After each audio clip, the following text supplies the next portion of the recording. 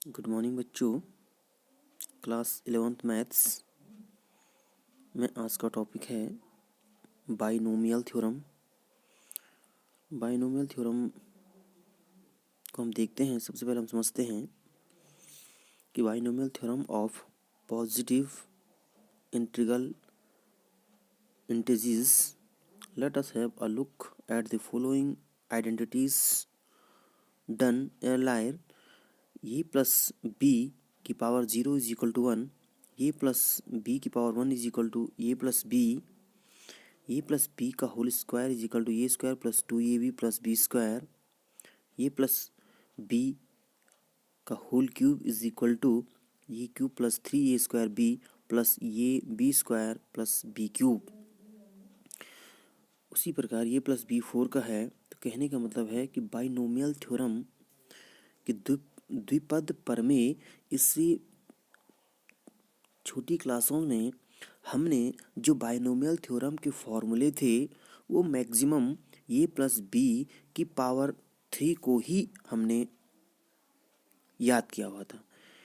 अब यहाँ पर प्रश्न ये उठता है कि पूरा टॉपिक ही आपका बाइनोमियल थ्योरम है, तो अब आपके पास जो पावर है वो कितनी ज़्यादा भी होगी तो उससे आप उसका फॉर्मूला किस प्रकार से फाइंड करेंगे हम भी देखेंगे। कि कुछ आपके पास ऑब्जर्व हैं कि the total number of terms in the expansion is one more than the index. For example in the expansion of a plus b का whole square number of terms is 3, whereas the index of a plus b का whole square is 2। ठीक है, यहाँ पर जो कहना चाह रहा है वो ये कहना चाह रहा है कि इससे आपने देखा कि किस प्रकार से हम देखिए हम समझते हैं। माना सपोज दैट कि ये प्लस बी का होल स्क्वायर है 2। ठीक है, ये प्लस बी का होल स्क्वायर हमने इससे पहले भी हमें फॉर्मूला याद किया हुआ है। तो हम देखेंगे ये स्क्वायर प्लस 2ab और प्लस बी स्क्वायर, ये आपका फॉर्मूला होता है। ये square plus 2ab plus b square. यहाँ पर जो यहाँ पर आपका 2 है इसको हम यहाँ पर इंडेक्स कहेंगे। ठीक है, तो ऑब्जर्व वो कह रहा है कि जो बाइनोमियल थ्योरम का जो इंडेक्स होगा उसका अगर हम एक्सपेंड करेंगे, जैसे हमने ये प्लस बी का होल स्क्वायर का एक्सपेंड किया तो ये इसका एक्सपेंड हो गया। तो इसमें जो नंबर ऑफ टर्म होंगे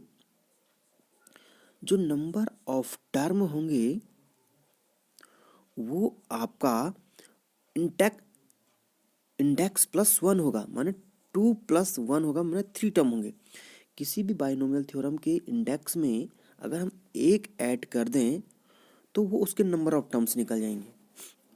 ठीक है, दूसरी बात वो कह रहा था कि जो बाइनोमियल थ्योरम का फर्स्ट टर्म है ये, इसकी पावर इंडेक्स से जितनी इंडेक्स है सबसे पहले उसकी पावर जितनी इंडेक्स होगी, माना आपके पास इंडेक्स आपके पास n है तो ये यहाँ से कम होते होते ये की पावर 0 तक जाएगा। और जो सेकंड टर्म है b वो 0 से बढ़ते बढ़ते ये b की पावर n तक जाएगा। ठीक है ना, ठीक हो गया। अब हम किस प्रकार से उसी प्रकार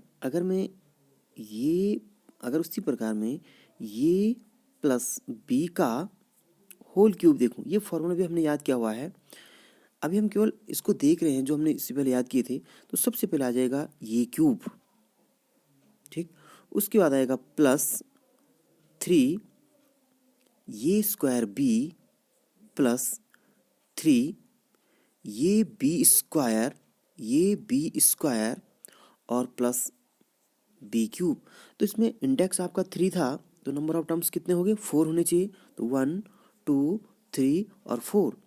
जो सेकंड कंडीशन हमने बताई कि जो फर्स्ट टर्म है ये उसकी पावर इंडेक्स से होते हुए कहाँ तक जाएगी, ये की पावर 0 तक जाएगी, उसके बाद बी की पावर 0 से और इंडेक्स तक जाएगी। ठीक है, अब आपका जो कोफिशिएंट है, वो कोफिशिएंट क्या हो जाएगा, ये आपका इंडेक्स है, ये इंडेक्स है आपका और ये कोफिशिएंट है। अगर आपके पास इंडेक्स 0 है तो कोफिशिएंट हो जाएगा 1। कोफिशिएंट मीन्स जो इस टर्म का कोफिशिएंट है, जो इस टर्म का कोफिशिएंट है, जो इस टर्म का कोफिशिएंट है। यदि आपके पास इंडेक्स 1 है तो कोफिशिएंट हो जाएगा आपका 1 और 1। यदि आपका इंडेक्स 2 है तो कोफिशिएंट आपका हो जाएगा 1 1 2 1। ये देख रहे हो आप, ये 2 का मैंने यहाँ पर लिखा हुआ है, इसका कोफिशिएंट है 1, इसका कोफिशिएंट है 2 और इसका कोफिशिएंट है 1।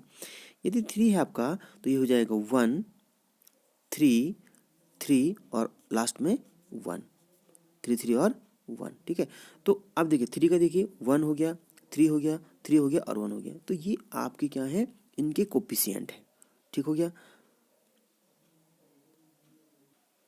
अब हम कोफिशिएंटों को, इससे पहले हमने परम्यूटेशन एंड कॉम्बिनेशन देखा, तो अब हम कॉम्बिनेशन में हम कोफिशिएंट देखेंगे। यदि इंडेक्स 1 है तो उसका कोफिशिएंट होता है 1, उसको हम 0C0 लिख सकते हैं। 0C0 की वैल्यू 1 होती है।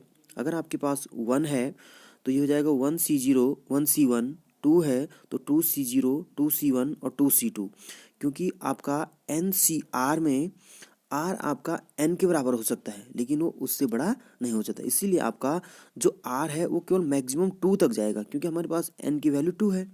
ठीक है, अगर 3 है तो 3C0 3C1 3C2 और 3C3। इसी प्रकार से आपके पास ये कोफिशिएंट होगी। ठीक, इस कोफिशिएंट से आप जब आप बाइनोमियल किसी भी बड़े से नंबर का थ्योरम फॉर्मूला अगर आप क्रिएट करेंगे, वो किस प्रकार से करेंगे। अब बाइनोमियल थ्योरम क्या होता है,